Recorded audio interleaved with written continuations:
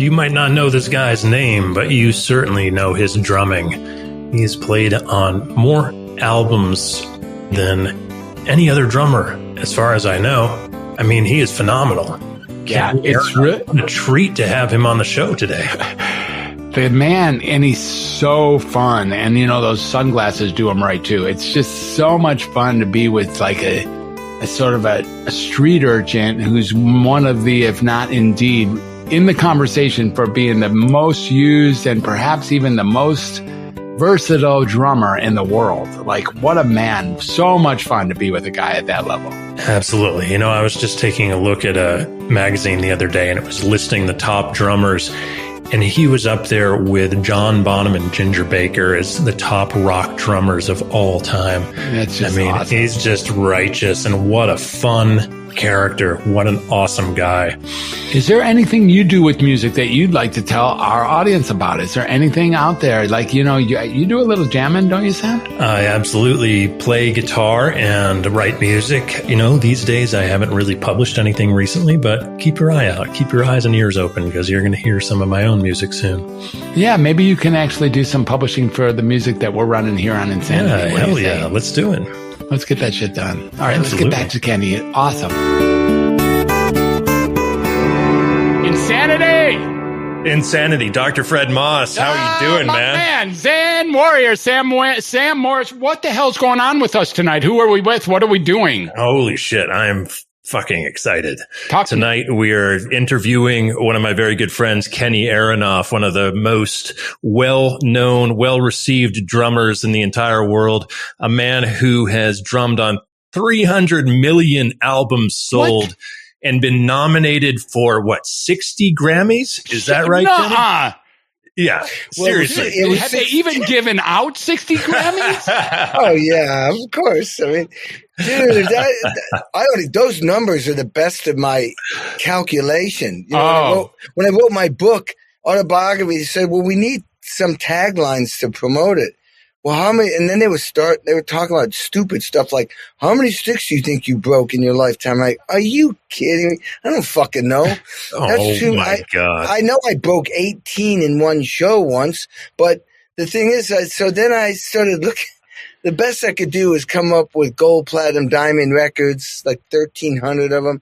But that took months to research, you know? And then no doubt. 300 million records. If you go to Kenny's website, I mean, you look up his discography, the guys that he's played with. I mean, it's just insane. It just goes on and on and on. He has to have like drop down menus for certain years, because if he was to just put all those names on there, it would just overwhelm the website. Like SEO wouldn't even be able to keep up with it. He's got drop down until we got to terabytes. Aronoff wasn't even on. He wasn't even on the internet.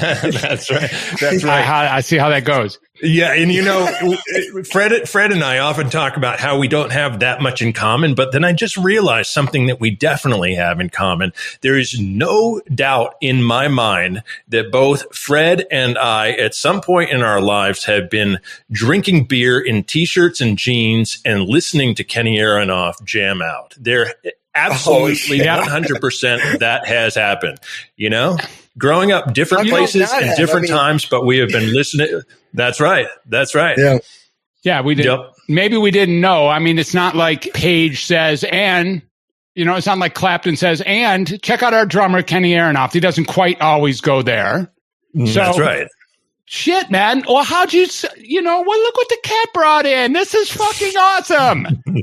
I just thought I was stopping by for a silly podcast, and look who we get. We get Kenny Aronoff. No wonder I hired you. No wonder we're working together. Now, you know that thing I talked about wanting to talk to my agent last night?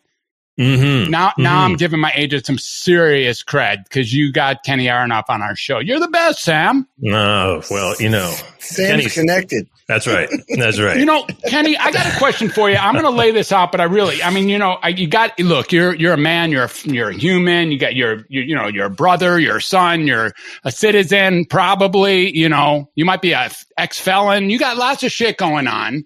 But, the one that you're going to go on is this idea that you're a drummer. I mean, you got to you build that sucker up where you got to take up 2 Wikipedia pages just to get to you. When you got that shit going on, then, you're Kenny fucking Aronoff. But I got a question for you. Kenny Unfuckwithable Aronoff. I changed my middle name. It used to be Kenny. Yeah, Unfuckwithable Aronoff. That's my new middle name. So the drummer previously known as Kenny fucking Aronoff or something like that. Okay, that's Kenny good. Fucking Aronoff. Unfuckable. Kenny Unfuckable with. Unfuckwithable. No, there's a difference between being unfuckable and unfuckwithable. A big one. He may be 68 years old, but he's still fuckable to a lot of women out there. For sure. And now we're already going south. Which way? So Kenny, go ahead. Kenny, I got a question for you. Seriously. I mean, you aside, and other people have asked you this because, how many sticks have you broke? People ask you silly ass questions. Yeah. So this is another one of those. Sorry. I'm just a heathen. I got to know, other than you, who's the best rock and roll drummer ever? John Bonham. Oh, of course, right? Okay, in rock and roll, John Bonham. In jazz, if I had to pick one, I'd call it Buddy Rich. I mean, there's a lot of great drummers in all these categories, but Bonham in rock and Buddy Rich in jazz, if I had to pick one. Yeah. That's beautiful. Well, you win. And we can and that's it, folks. There we go. And we got another vote for Zeppelin and Bonham. Thanks for being here, Kenny. Drive safely. Yep. Don't forget to try the veal. It's all good, bro. All good. Wow, it's really good to hear. It's really good to hear. I got a Bonham story maybe we'll lay out later. But you know what? That's enough of me rapping here. I'm going to drop this to my good friend and co-host, Sam Morris. Sam, help me out here because I'm running out of words. Anyways, I'm running out of words, so off to you. Well, let's talk about what you're up to these days, Kenny. I mean, you kept busy through COVID. I noticed. Huge. You were just rocking and rolling the entire time. I mean, there was a lot of people complaining about how COVID was taking them out of the game, and I think you were as busy as ever during COVID. You were busier. You busier than ever. Yeah, you were You were recording remotely, working on sessions, working on all kinds of new material, working on an audio of your book, Sex, Drums, and Rock and Roll. So what else? What have you had going on? Well, as soon as the COVID hit, I'm a fight or flight guy, or adapt or die. Humankind has adapted with tools and technology, but this is something I was reading. Humankind is continually adapted by tools and technology, and I looked at it and went, it's kind of like adapt or die. So when the COVID hit, I made a list. All my tours went. I had a whole world tour with Joe Satriani. I had all kinds of shows with Fogarty. Whoa! That's pretty fucking cool. And all kinds of other stuff. And then I have a speaking business that all shut down. So the first thing I thought was, I wonder if people will continue to want to hire me to play drums. There's my studio right behind me. They send me tracks of music, and then I play drums on top. I was wondering with the COVID, will they want to spend didn't even change at all. It went up because music made people feel good. Now, I want to back up about 15 years. I saw the writing on the wall when the CDs and the sales went. When the sales, plummeted, so did the budgets plummeted. So that's where I said, you know what? Adapt or die. I got my studio, and I slowly built up this studio with killer gear. And so you get Kenny Aronoff at a ridiculously affordable rate here. Now, when the COVID hit, I had that going, but then I did something else. I turned my studio into basically a TV studio where I could do virtual speaking events. But the amount of research I had to do, and then the learning curve was humongous. I mean, I got Pro Tools here.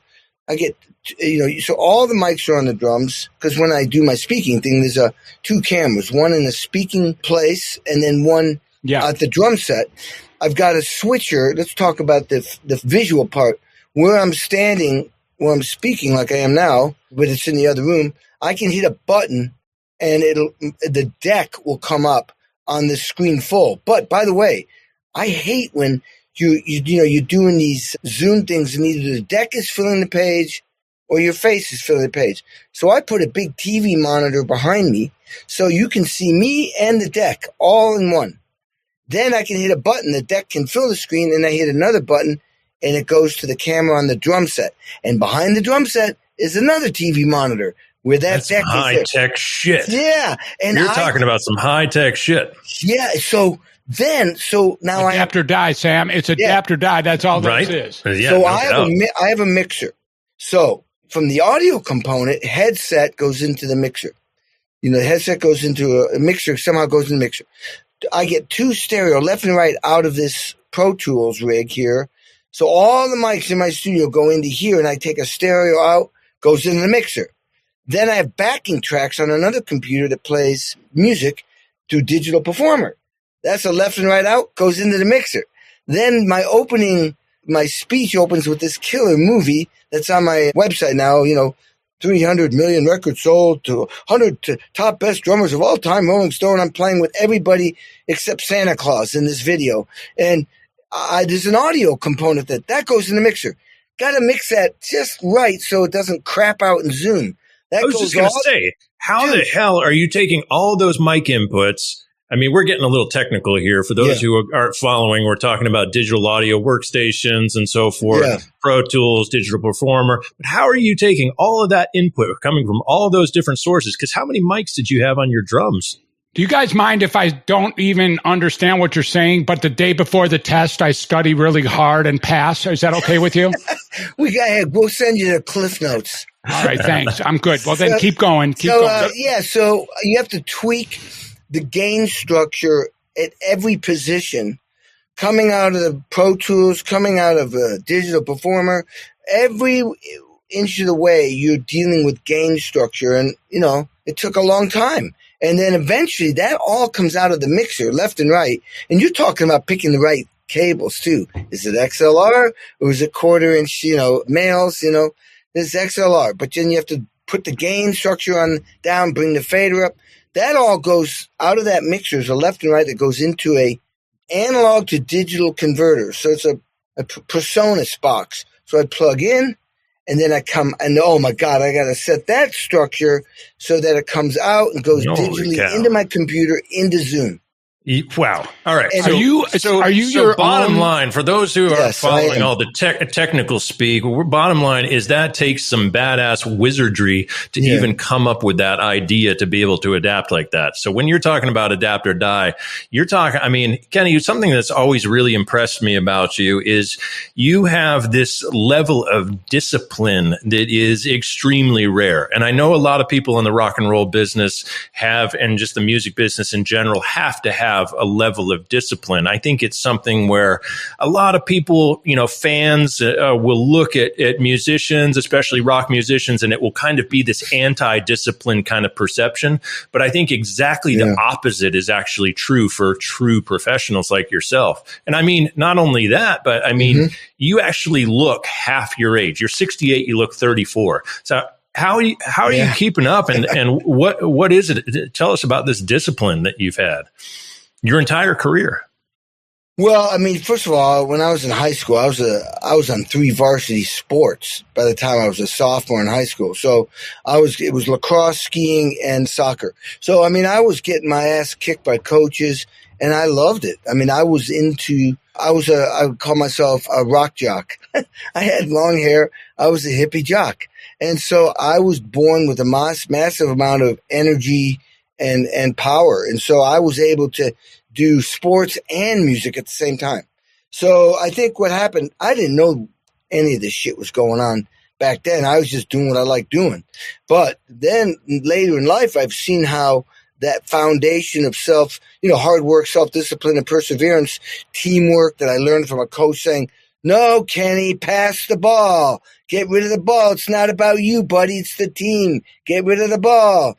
Whatever, a sport. And so I learned some fundamental stuff without even realizing it, but it paid off. Like, for example, when I graduated high school, the day I graduated high school. Where was that, Kenny? Where'd you grow up? Stockbridge, Massachusetts. Where'd you grow up? Stockbridge, Massachusetts. Stockbridge. It's it's where Alice's restaurant was. I love it there. So you know where that is, right? It sure is. It's a very unique place. I do. Yeah, very unique. For people who listen, it's one of the most artistic, intellectual, truly liberal little town in the middle of New England. It's like a slice of New York City brought up into the Berkshires in the 3 hours out of out of the city into the mountains where, I used to go over to Eric Erickson's house, and he was Sigmund Freud's protege.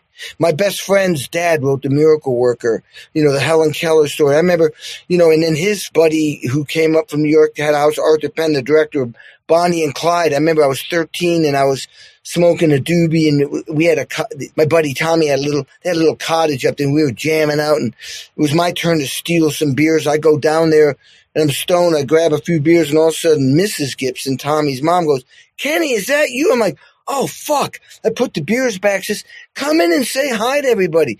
It's Faye Dunaway, Frank Langella, Anne Bancroft, her husband, Mel Brooks. Yeah, all those people just sitting there drinking wine. Because we had summer stock up there. That was normal for me. That was just normal. And this is close by to Tanglewood, right? Where you eventually performed at Tanglewood, right? Yeah. Tanglewood was where the home of a Boston Symphony Orchestra. When I went to school for 5 years to study classical music because there was no school of rock back then. And I was absolutely shit. And that's why I was practicing 8 hours a day, 7 days a week, the day I graduated high school, because I knew I was behind in classical music. But 4 of those 5 years that I studied, I ended up at Indiana University, the #1 school of music. The more hard school to get into and harder to stay in, where you had monster discipline teacher. He was like, I walked in for my first lesson. I didn't have a pencil and eraser. He says, "Get the fuck out. You get an F. Don't ever show up for any rehearsal, any lesson without a pencil and an eraser." I never did that again. But I spent every year while I was at Indiana University trying to get into Tanglewood. And eventually I got in. They only take 7 percussionists in the whole world. But there is where I got to work with Leonard Bernstein, one of America's greatest conductor composers. The best. Yeah. That's who I grew up with. Yeah. He's the best. Yeah. The best. And so, I love that guy. Aaron Copland, Seiji Ozawa. I mean, I got my ass kicked, man. This place, there was no hand-holding, coddling shit that's going on now. Dude, you either perform when Leonard Bernstein or Seiji Ozawa, or even more so, when these fuckers stop a 60, 70, 80-piece orchestra to tell you to do something, you got one chance. And if you don't get it right, you are fucking thrown out. There ain't no fucking mom calling you up and saying, "Well, I don't think," there ain't no fucking, it's just either you perform or you don't. That's some badass training. I like that. That has made me, and so you bring it into the later part of my life where I did 7 Kennedy Center honors, and you're in the Obama inauguration, you're performing with Sting and Elton John and Bruce Springsteen and Mellencamp and Lady Gaga and Chris Cornell and Bruno Mars and Steven Tyler and Willie Nelson and all the country people. And you got that much time to rehearse. You have to be able to read and write like a mofo, and you've got to adapt or die on the spot. You got to solve problems. 16 camera shoot. They're recording it, and the drummer can't fuck up. You have other people that can fix in post, but not the drums. Dude, this is a massive, massive pressure. You don't fuck up, man, because if you do, you don't get asked back. And like I said, they don't give a shit if you're black, white, green, purple, or blue. Either you can do the job or you can't. And I love being in that situation. Kenny, that's some serious shit you just rolled out, and it completely freaking awesome. I really am getting a little bit of what it means to be, well, what it looks like, maybe what I can imagine it looks like from your eyes while you're rolling around doing all that. And I have the next question for you is based on a book that I actually just completed 10 minutes ago. And that book is by James Clear, and the book is called Atomic Habits.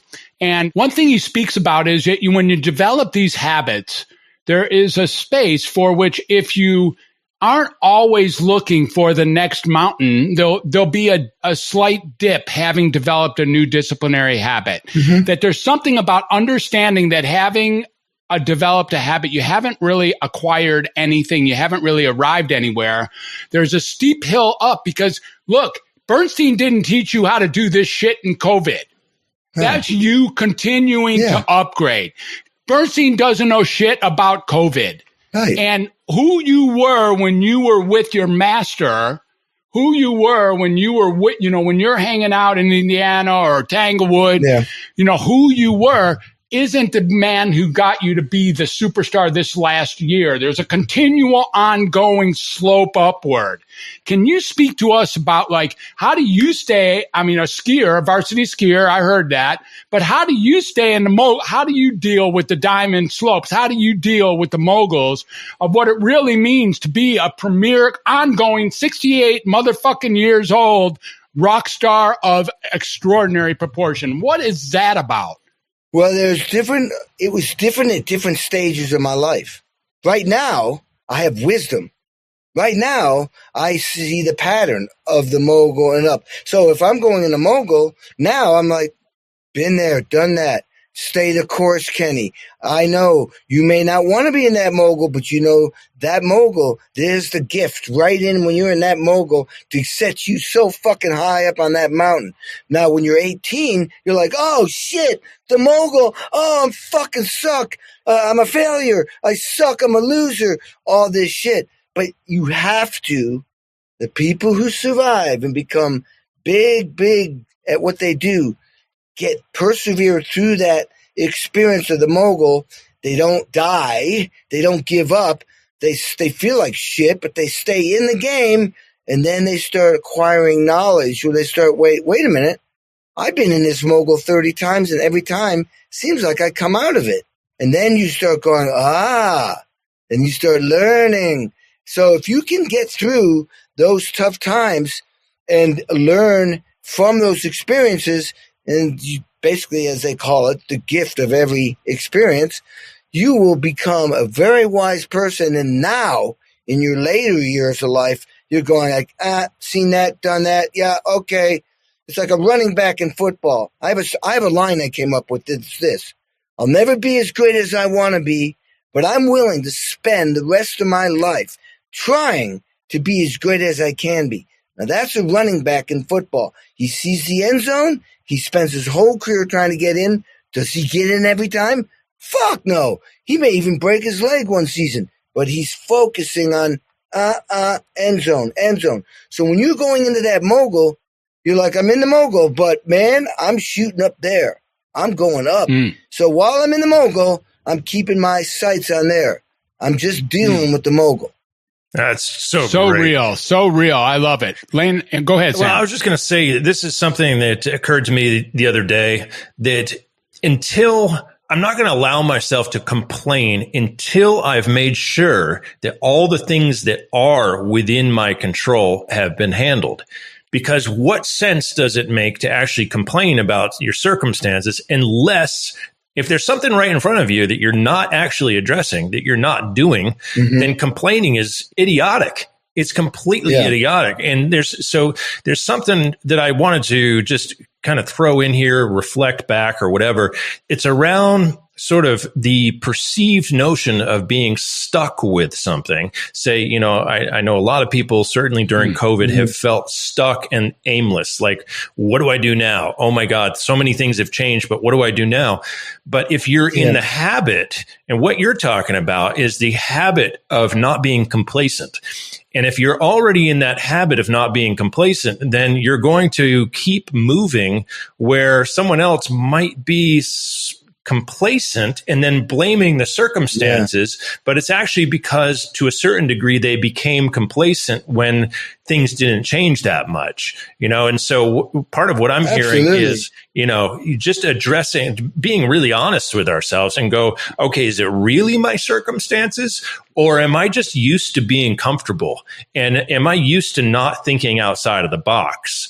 And I get that the way that you've lived your life, and, you know, you were telling me stories before about how you've moved from classical to rock and roll to country, and you've just kind of evolved as your situation has evolved, as your circumstances have evolved, and you've figured out the next thing. You've always been looking at, well, what's the next thing to happen now, versus becoming complacent and sort of sitting on a fixed identity and saying, well, you know, I'm one of the top 100 drummers in the world. I can kind of sit back and just enjoy this, you know, status and notoriety. Never sit back. That's not your thing. You're always looking at what the next thing is.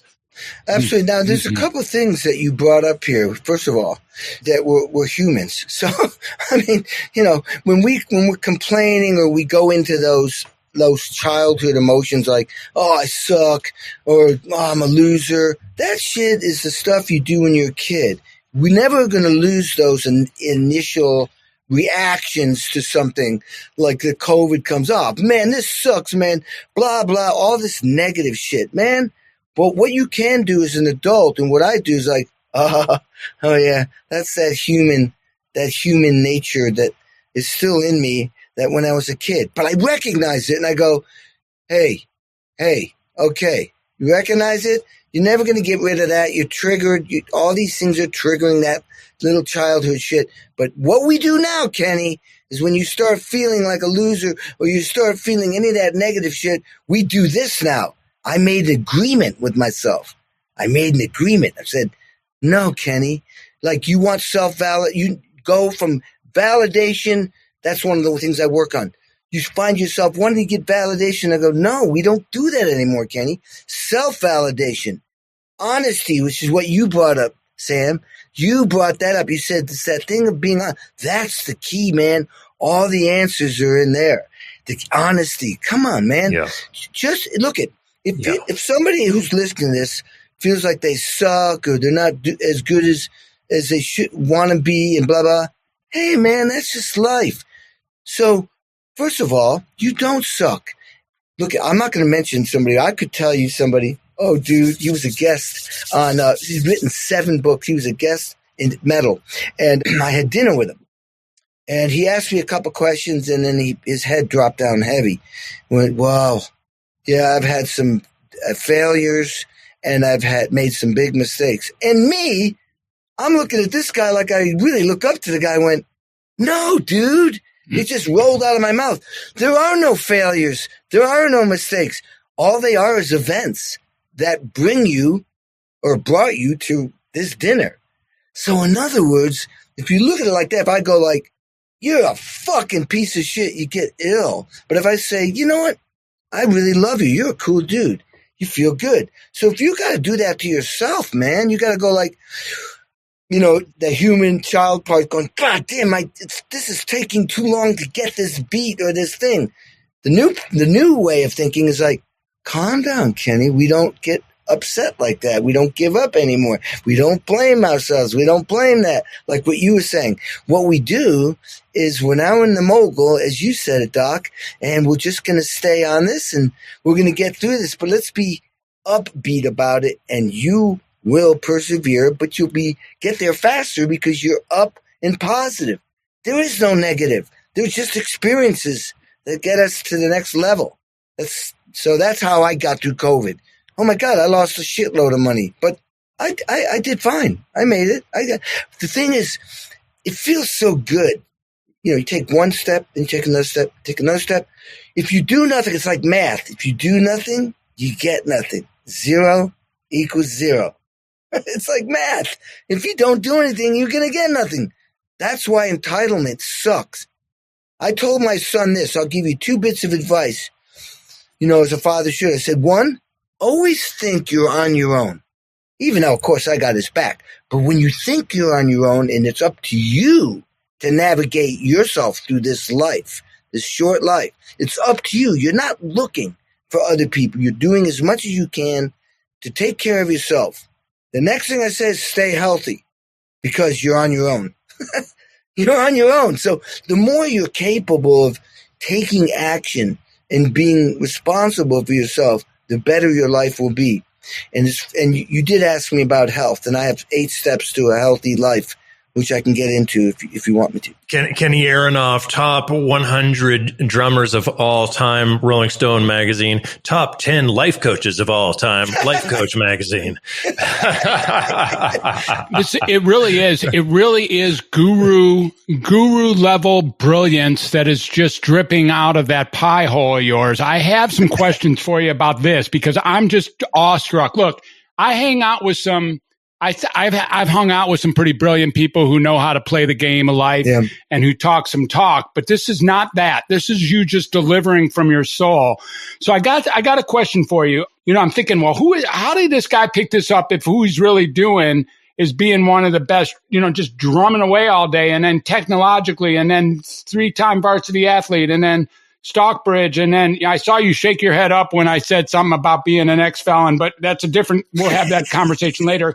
What I have here is where's this growth and development or the meditation or the nutrition or what do you listen to when you're listening to, like when you're receiving from the universe, when you're not just like absolutely bringing the whole motherfucker, when you're sitting back and ready to receive from the universe the magic that's here for us to learn, things that you have already incorporated into your bone marrow, Kenny. What are those things? What are those practices you take that you picked up that level of brilliant wisdom? Because it is outrageous, Kenny, how totally solid and grounded the shit is that just naturally rolls out of your mouth. Well, it's beautiful. Okay, first of all, I mean, there's one element we haven't brought up, and that is you're born a certain way.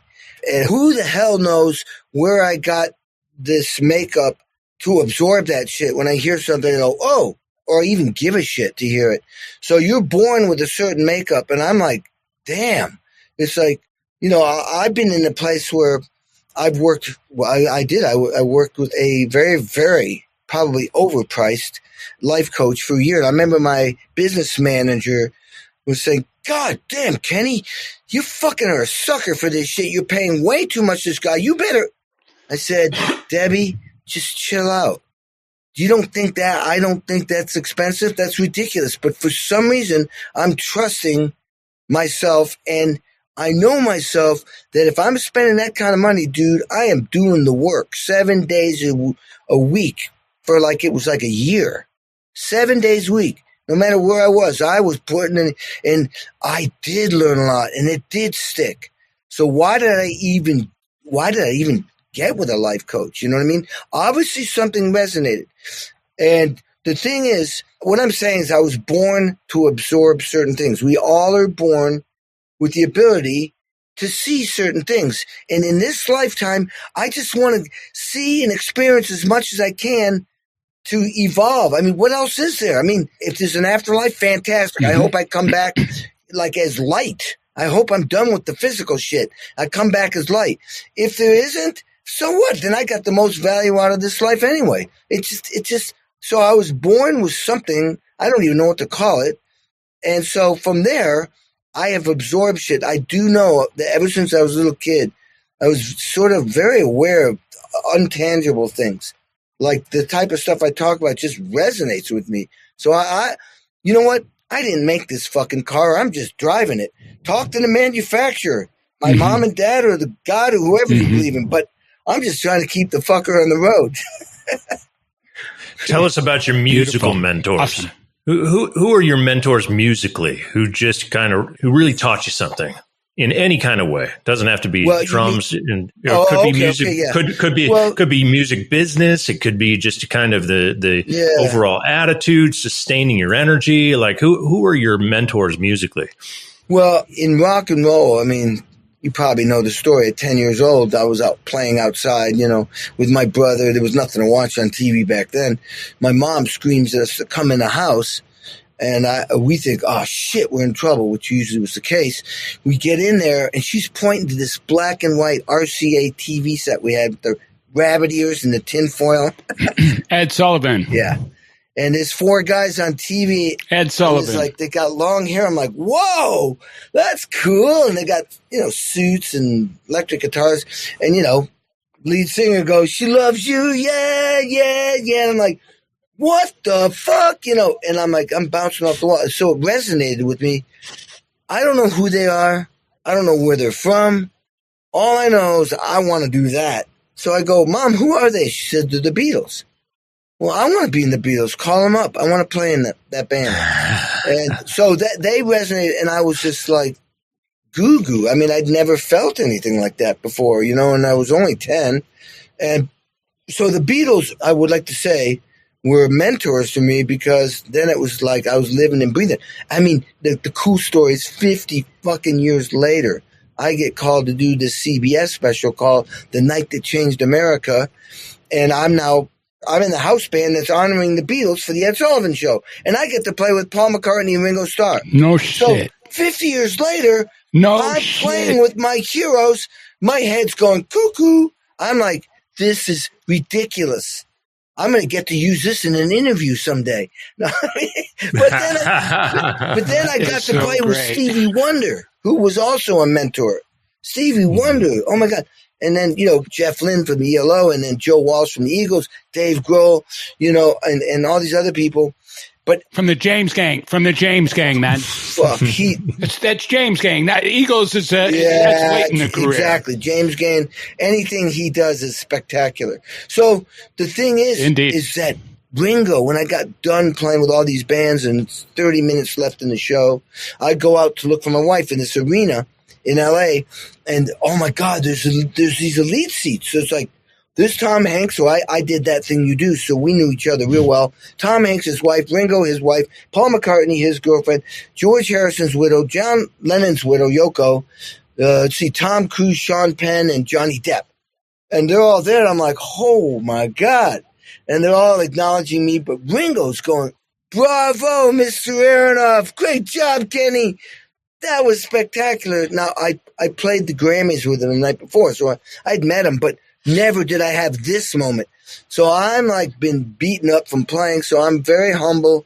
And I get down on one knee because everyone's looking at me. And before I could say anything, he goes, "It's okay, Kenny, I'm already married." Ringo landed on that. But so I said, no.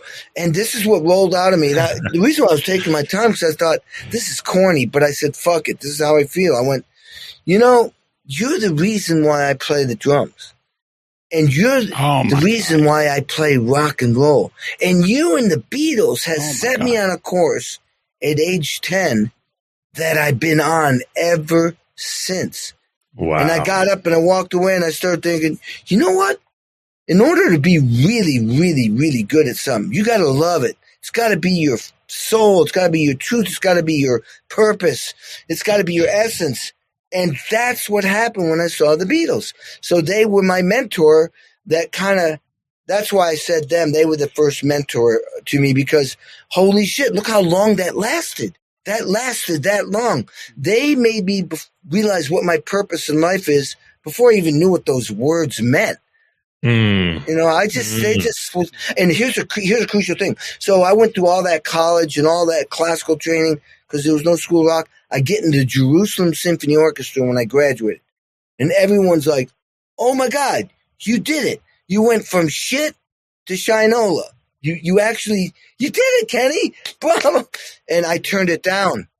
Why did I turn it down? What? This is crucial. Without me really understanding it, my brain said, you got to do this, Kenny. My heart was saying, no, we still want to be in the Beatles. We want to rock. So I turned down certainty for complete uncertainty. I turned down certainty for possibility. Who do you call up to get into a rock and roll band? I was living in Stockbridge again.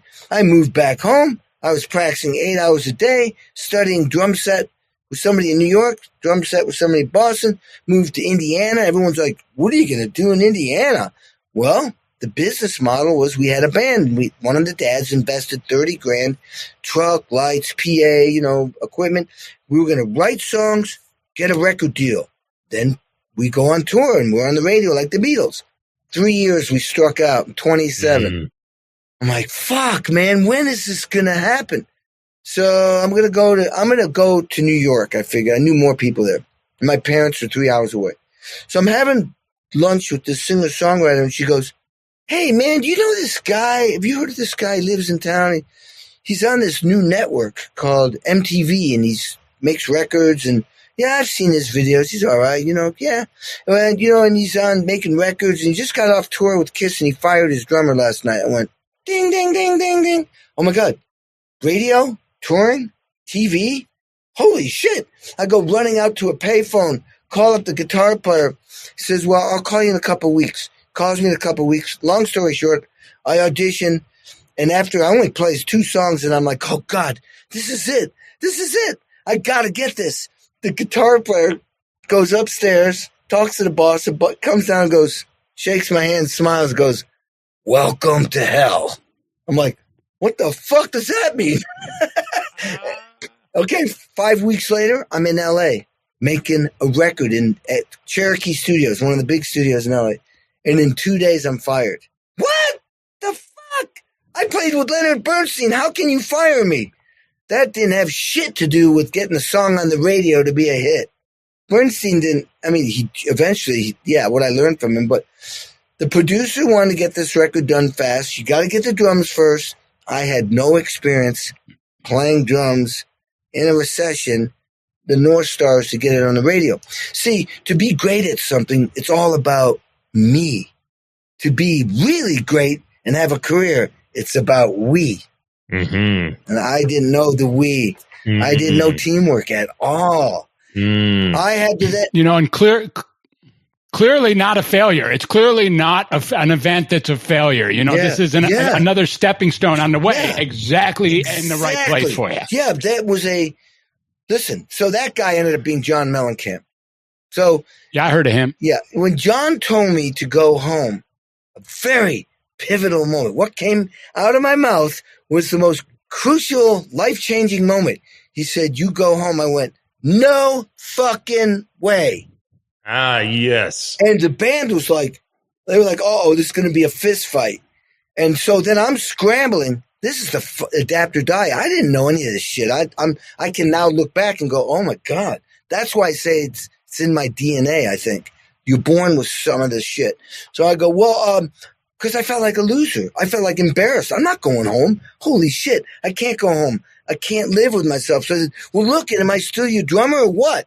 And he goes, he's smoking. He goes, yeah, but you're not playing on the record. I went, well, I'm scrambling. I go, I'm going to go in the studio and I'm going to watch those guys play my drum parts on your record and I'll learn from them. Yeah, I'll learn. Yeah. And then I'll benefit from that. And hey, you'll benefit because I'm your drummer, right? Silence. I'm like, fuck. I went, okay, you don't have to pay me.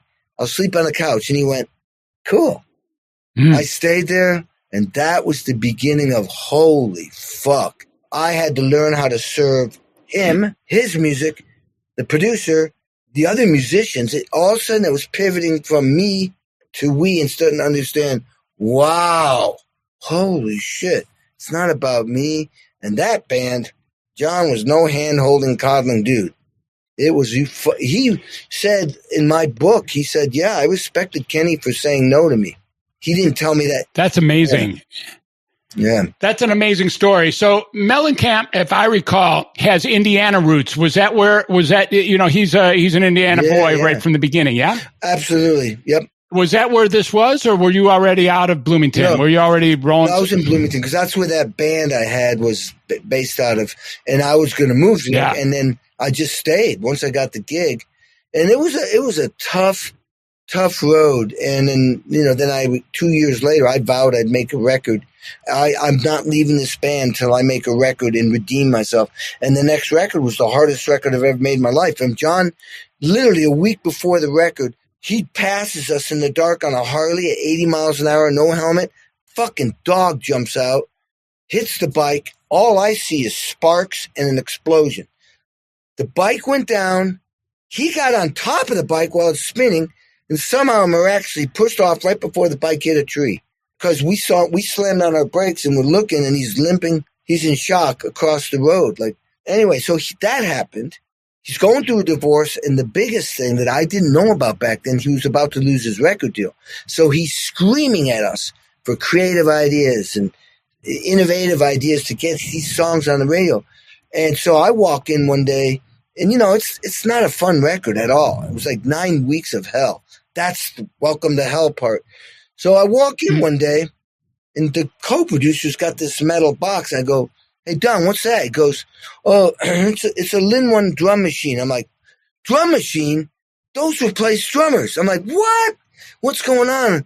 Fight, adapt or die. I grab the machine and the manual. I go, well, I'm going to program this fucker. I'm like, what? I programmed what I was playing, give it back to them. And I'm sitting in the lounge going like, am I the horse and buggy and the car just showed up? I mean, is this the end of the drummer? I mean, what's going on? And then I eventually get called into the control room. John goes, we need a drum solo. We need some drum thing here after the second chorus. I'm like, I'm excited because I'm back on the record, but I'm going like, holy shit. if I don't save the song, I got to save the song to save my career. So I'm crapping in my pants, and we spend the whole day getting drum sounds, and all I'm thinking is serve the song, serve the artist. See, I'd learned serve. So that's why the machine is going goo, goo, goo, ga, do, ga, boom, blam. And I come in simple. It's not about chops. It's not about showcasing me. It's just boom, blam with the bass drum to the snare drum. Real simple. And I stop. And I look up, and I got 9 guys in the control room going, yeah. Sweet. You're telling me a drum machine Mellencamp almost went the direction of drum machines. Is that what you're telling me here? On that song. On that song, on that particular track. See, what happened? You know, I can't hesitate but drop one of Mellencamp's line on you because it came up. I'm like, I can't get out of this fucking interview without dropping this line. It's like, he's looking for someone who knows the meaning of, hey, hit the highway, and that is not you. That's how that goes. No, but the lyric was, I need a lover. In this case, I need a drummer who knows the meaning of not hit the highway. I was that guy. Yeah, right, exactly. There you go. That's good. I need a drummer who won't drive me crazy. I need a drummer who knows the meaning of, hey, hit the highway. Drive me mad. Yeah, right? Yeah. Oh my God! I love it. That's funny.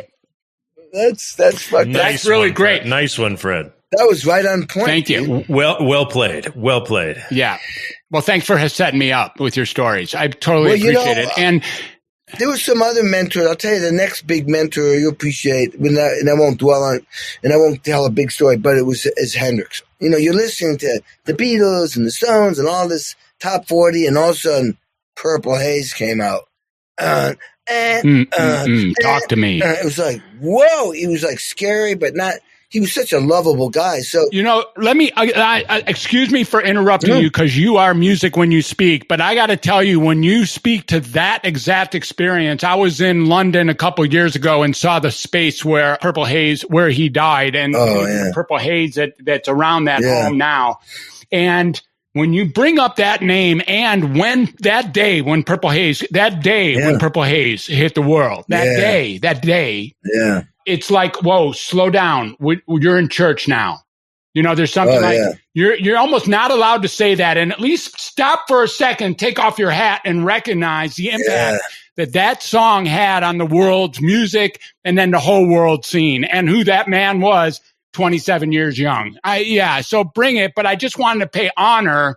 And Sam calls me Hendrix sometimes, by the way, but that's a different story. And I just want to honor what that really was, this moment in time that you're memorializing right now. So thank you. Well, you couldn't have said it better. I mean, it was when I saw him play live when Axis Bold as Love came out, which is the second record with the Experience Band. And on the way home, 90 minutes was Troy, New York, driving back to Massachusetts. Nobody said a word. It was like, holy fuck. It was like, I mean, it was just, I mean, it wasn't funny. It wasn't angry. It was. No, Angel's on that one, right? Angel's on that record, I think. On Axis Bold as Love? I could be wrong. I can't remember. But I mean, I believe it is, yeah. I mean, that's a totally different thing too. So, is that late in his career, Kenny? No, Axis was second. It was. Is that just the second one? 68, right? Yeah. All You Experienced, and then Axis Bold as Love was You got me floating round and round. You got me floating. Hey. Yeah, he put out all those. He put out Are You Experienced, Axis, and Electric Ladyland all within a couple of years of each other. Yeah. It was a hugely creative Rainy time. Day. Wham, boom, boom. Rainy day, rain all night. But you know, and I played with Mike Finnegan, the organ player that was on that. And I mean, and you know, I got to do the Hendrix Experience tour right before the pandemic, and we're doing all the stuff pretty much off of Are You Experience. Right. And so I got to be Mitch Mitchell. That's amazing. Dude, so I said to Joe, Joe, you realize Mitch, he's a jazz drummer jamming, I said, you want me to hold it down or cut loose? He went, and when you say Joe, you're talking about Satriani, right? Yeah. He was playing the lead. Joe. Yeah, Joe. Yeah. Which Joe would you think he was talking about? So it was like we were doing, we were doing Manic Depression. We were doing Hey Joe. We didn't do Hey Joe. Somebody else said we did Foxy Lady. You Don't Live Tomorrow. And we had Doug Pinnick. Sure. Doug Pinnick from King's X was singing and playing bass. It was perfect. We did what was the first song we did? We even did Third Stone from the Sun for a while. The jazz one. Oh, we did Voodoo Child. Bam, ba-dum, bam, boom, boom, bam, bam, ba-dum, bam. Bam, ba-dum, bam, boom, boom, ba-dum, bam, ba-dum, bam, ba-dum, bam, ba-dum, bam, bam, bam, ba-dum. And then, I Don't Live Today. When we got in the middle was, ba-da-da-da-da-da-da, then we stopped. Then you go, it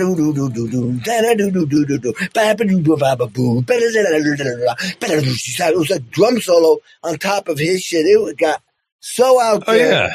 It was Mitch Mitchell was just doing constant fills, but he did them so tastefully. Yeah. I mean, most drummers doing all those fills, it would be like, are you kidding me, man? Just sit in the bucket. Stop with the fills. But with Mitch, he would do fills and it was tasteful. It was like it was part of his playing style. It was part of his style, absolutely. So now check this out. So I did a Joe Satriani record. We were supposed to go on tour during the pandemic. So we didn't do that. So he says, let's do another record. We're finishing it up right now.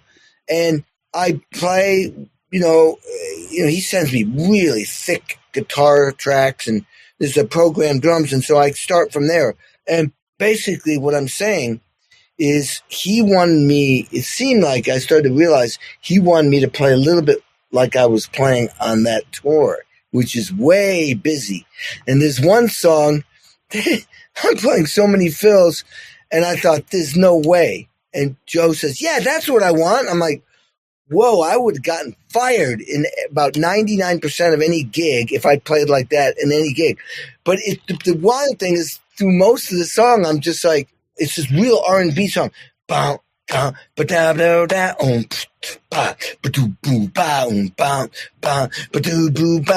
also at the end,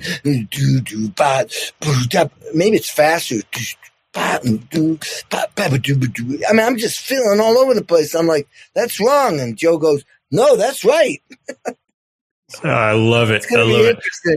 Anyway, right. Top three drummers whose styles you have liked to emulate in situations like that. If you were to have, say, like, because I'm sure there's a lot of gigs kind of like that where you're brought in, they're like, all right, play like so and so. We're going to cover such and such. Well, what are the top three drummers that you're like, man, I would never think to play like that naturally, but that's a cool way to play? Okay. So I like to say disqualify Bonham, Mitchell, and Starr. Why?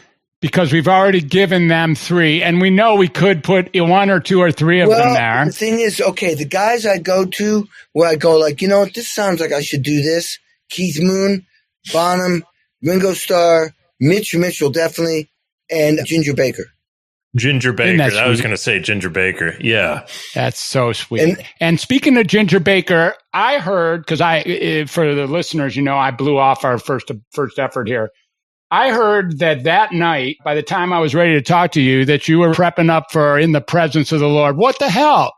Talk to us about that. What the hell is going on? That song came out sick because Blondie Chapman, who's such a soulful singer, who was with the Beach Boys forever and was friends with the Stones, and he's from South Africa, but he's very English sounding, and he sang and it sounded equally as good as Steve Winwood. Equally. And he sang it sitting down while he was playing guitar. It's sick. It's sick. We did it just like Where is it? How can we hear it? It's being can we hear it? Yet. We just recorded it. But that thing is so heavy. Sweet. It's so going to be so amazing. This is as good as it gets. It's going to be amazing. And in the middle section where they speed up, I suddenly went, you know what? This is where I'm going to do something different. Where it usually goes, I can't remember how it goes, but it goes into double time, and Ginger went do do ba ba do boo ba ba do boo ba ba do ba do ba, and I decided I'm going to Aronize it. So I went ba boom ba boom ba boom ba boom ba boom ba ba boom. I did a Motown beat to drive it harder than Ginger Baker did, and then I slide into Ginger Baker style to come out of it. So it was like that's an example how I'll go. If I were to write it on my chart, I go, or if I'm going to go to a part where you need to get a little crazier, I'll go Moon on my chart right there, Moon or Mitchell or Bonham in a section. And so I'll think those guys, that kind of thing. Well, we go back to what you said before. I get really. Thanks for chilling my bones with the beauty of that story just within a few days ago. And I really, I'm stuck with, if that's as good as it gets, this is the backslash on what you said earlier. Like, if you've just arrived at the top of Everest, where are you going upward? Like, what does it take to keep going higher than the peak of Everest? Well, there's always another peak. Like I said, I'll never be as great as I want to be, but I'm willing to spend the rest of my life trying to be as great as I can be. There's always another. It's like the running back gets a touchdown. Give me the ball again. Touchdown. Give me the ball again. It's like there's always another way to revisit. Hell, climb Everest again then. That's what I say. Climb Everest again, but different way. Climb Everest again. Just climb it come up a different way. And you will learn something through the process. Yeah. So it's endless. So for me, the most important thing at this point, really it's always, but even more so now because you get older, you get wiser, is to be fucking aware of what's going on so that you don't miss an opportunity that's coming at you. You know what? When I moved back to Bloomington, Indiana, everybody said, why are you going there? There's no music business in Indiana. I said, well, we're starting this band. That led me to John Mellencamp. Now, maybe it was my divine angels telling me. I don't know. But thank God I did it. So, that's the thing. Trust in that spirit thing inside you because stuff's coming at you. And a lot of times we're like saying, you are getting in the way of yourself. We get in the way of ourselves more than anybody on the planet. Yeah, and what I'm hearing here is putting in the time and the discipline to be a master of your craft and knowing that chance favors the prepared. The universe is responding to the fact that you're putting in the time, discipline, and passion. And it's out there listening and it's coordinating things that your logical mind never would be able to coordinate, but it's putting together those synchronicities because it's paying attention to you and how much discipline, time, energy, and passion you're giving your craft. And absolutely. There's beautifully said. It's a relationship. Yeah. You do your part. They're there. They're ready to help you. The universe is, hey, take your time. If you don't get it this time, you'll get it next time. But we're here to help. And I agree that my dad tried to impart that information on me when I was a kid. He said, don't worry about these other people. I said, yeah, but. And he says, don't worry about it. Focus on what you're doing. And eventually he gave up on me because I was too young and focusing. But Mike, don't worry about Mike. Focus on your stuff. But it stayed in my head, obviously, because I just said it. So that's what makes me think you're born with wisdom, where it's just that you're born with wisdom in a child's body and mind. So there's where the education is. It's like we're born with the wisdom and then we start to take on all this dumb shit. Yeah, of course. For the first 20, 30 years of our lives. And then we have to gradually go back to the wisdom that we actually had when we were born, but have it more integrated. Yeah. I 20 or 30, mine actually went 61 years. So Kenny, look, it is too much fun to talk to you for sure. And I want, as Ken says all the time, can we have you back? But I don't want to really say that. But I do want to ask it in some other way. Yeah. Like, I can't wait to have you back. Yeah. Let's put it that way.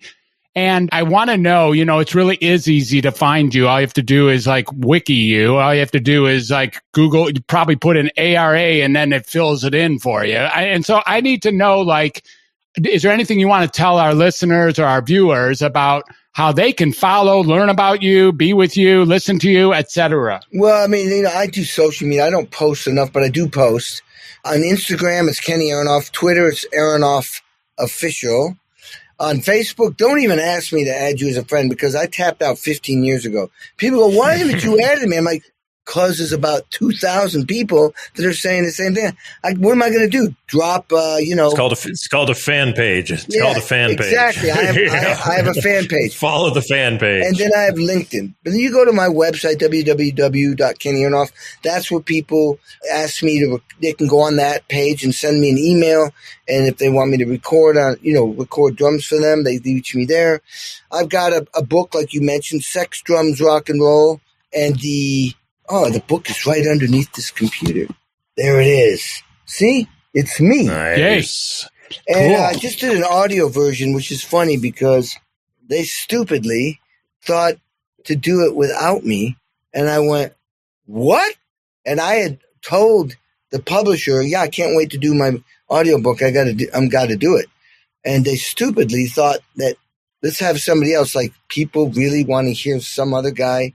That'd be like, dude, that's just fucking crazy. Exactly. So, of all people to replace, you are the wrong dude to replace. You want to know something that's even more stupid about these people? I won't mention the name. I emailed the book, the audio book, by the way, everybody. And if you want to get a mouthful of me, I talk just like that when I read. I am not holding back. I'm not reading it. Nice. I'm fucking telling it. And I'm screaming. I'm screaming at you. So anyway, when I read it, I just said, I gotta listen to that. I emailed to them 2 days ago. They said, hey, since the book came out June 1st, why haven't you sent me social media pictures with a tagline where they can order it? And by the way, why is my audiobook not on the new releases? Never heard back from them. It's like, Unreal. Remember I told you? You're on your own. So you're on your own. So, but you know what? When my book hardcover came out, I spent 11 months and hired a publicist out of my dime and paid a shitload of money to do it right. And I will do it right with the audiobook. And, they just, it's just, I remember Mellencamp always screaming about the label and the manager and and all these people. And now I'm going, oh, yeah, that's right. They don't do their job. You're just a piece of meat. I get it. Wow. Right. Yeah. That is so great. I've got an important question to ask you before we go. Yeah. When are you going to do an album with Kenny G and call it Kenny Squared? Well, I will never do an album with Kenny G unless he writes the Kenny G check. Then what? I always tell everybody when a drum company goes, "Yeah, we'd love you to play our drums," said, "Okay, you got to make a deal that the whole world will understand, oh, Kenny left Tom of Drums, who he's been with for 40 years, and went to that drum company because, they bought him a jet and they gave him $10 million. Oh, right. That makes sense. Right. Nobody would ever do that. That's what I was trying to tell him. Like, I'm not going to just move from Tama and go laterally and break up a relationship of 40 years with a drum company. So, if Kenny G, people might go like, oh, man, I can't believe you played with Kenny G. Yeah? Well, he paid me a lot of money, and I actually enjoyed it. There you go. By the way, that was just my dry sense of humor, too. I want to know if you, I was just going to see jokes, if that one landed. Sam, when you roll those out in real time, I'm wondering was there some preparation to that joke? That's been premeditated for like a week right now. That is so great, Sam. Really well done. Really, really well done. And I really appreciate it. And I appreciate both of you. And I really appreciate this conversation. It's been a pleasure. And Kenny, is it ARA or ARO? What's your first three letters? ARO. It's AR and then on off. And the way I was told it should be spelled AIR, like air on off, Aronoff. I don't know why it came out that way, but it's Aronoff. That's what I was told. So it's AR and then on off. My practice initially for 19 years was in none other than Cincinnati, Ohio, about 240 miles, I guess, east of Bloomington. And there's, of course, a music center there called the Aronoff Center. Yeah. And have you played it? I've never, but I'll never forget the first time I walked around the corner and went, what? Yeah, I was like, am I about to learn that shit is named after this man? So I was like, okay, I thought I'd throw that one out. Nobody told me, and I only grew up knowing my family is Aronoff, and all of a sudden there's a fucking building with my name on it. It's a beautiful building too. Certainly the best acoustics in Cincinnati. It's a very beautiful building. Yeah, I've never played there. Yeah. Well, I can't wait to share with you more. Thanks for being here. We could go on and on, but I think we could tap it out now. I think so, right? There's very few, and I just want to say there's very few people who really deserve the two words, you rock, like Kenny Aronoff. So Kenny Aronoff, you fucking rock.